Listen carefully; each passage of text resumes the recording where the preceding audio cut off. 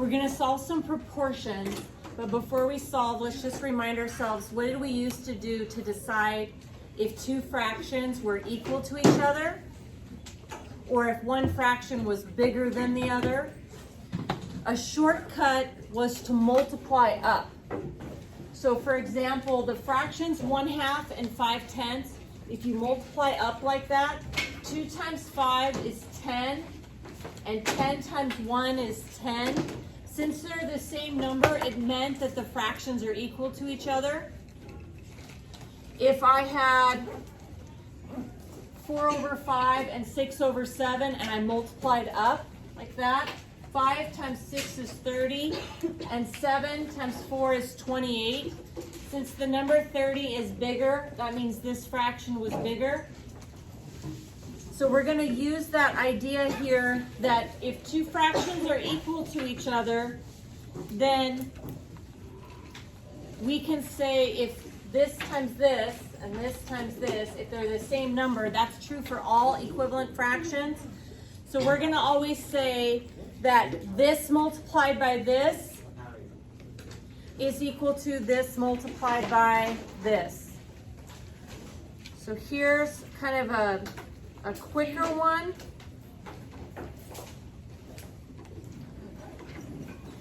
All right, I'm going to go with u multiplied by 7 is equal to 8 multiplied by 13. So if I set that up, I have 8 times 13 equals 7 times u. Do a quick multiplication of 8 multiplied by 13, and I get 104. And then lastly, to get the u by itself, I'm going to get rid of times 7 by dividing by 7. So what I do to one side, I do to the other. So this 7 gets rid of this 7, and u is by itself. On the left-hand side, 104 over 7. Nothing fits into 104 and 7, so that fraction is simplified. So my answer would be 104 over 7, and I'd be done. Okay, this one here, just really quick to have just one extra example. Since I have a fraction equal to a fraction, I'm going to immediately say this times this is equal to this times this. So I'm going to end up with 6 times 7 set equal to v times 5.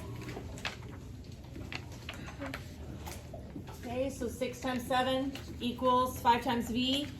And then do a quick multiplication of 6 times 7, which is 42. And then lastly, to get that 5 by itself, I'm going to divide both sides by 5. This 5 gets rid of this 5, so v is by itself. And then the fraction 42 over 5 does not simplify. Nothing fits into 42 or 5. So that improper fraction is our answer, 42/5. Okay, then getting a little bit more complicated.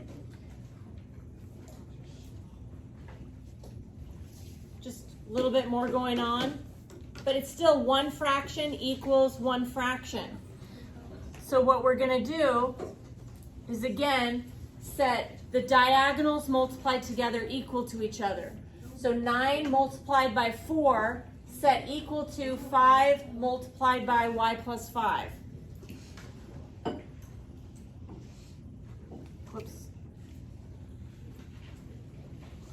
Okay, so 9 multiplied by 4 multiplied by, or equals 5 multiplied by y plus 5. On the right-hand side, I'm going to need to use the distributive property. So 5 times y is 5y, and 5 times 5 is 25. Letters on one side, numbers on the other. So I'm going to move this plus 25 over so all the numbers are on the left. I'll do that by subtracting 25 from both sides. 36 minus 25 is 11. That 25 got rid of that 25, so I have 5y. And then lastly, get rid of times 5 by dividing by 5. And if I divide both sides by 5, 11 over 5, nothing fits into 11 and 5, so that fraction's simplified. And so that will be our final answer.